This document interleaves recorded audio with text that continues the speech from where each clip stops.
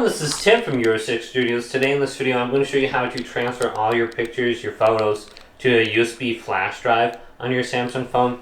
So you'll need something called like an OTG adapter, otherwise it's just going to be USB to USB-C so we can plug in our flash drive.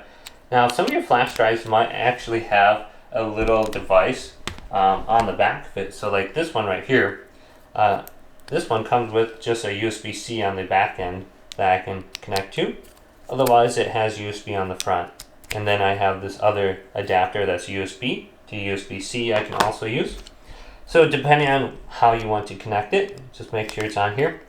Now if it doesn't connect and show up under the list, it's probably because the USB flash drive is formatted wrong.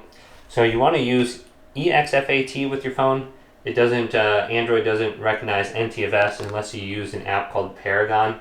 So I'll just show you how to get that if it doesn't show up for you when we do this. So we can swipe up from the bottom, go to search and just go to files. And we can just go to where it says my files or files, depending on which one you have. So let's select files. And we can see our USB device right here. We can go to it. And we might want to create a new folder. So we can go to the top. We can format it and delete everything, or create a folder right here if we want to create a pictures folder. Then find the area in which you want to transfer files from. So images here, videos, etc. We can go to images, go to the top right, and we can go to select. There should be an option to select all. So I'm just going to do one image. Then we can go to copy or move. So I'm going to go to copy. I have it set to my SD card. We want to go over to USB storage.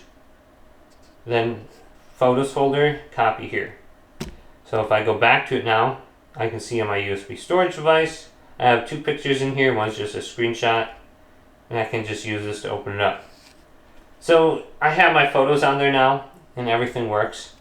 If it still doesn't work and nothing shows up, there's no USB thing, you can try getting an application called Paragon, and we can just go to this.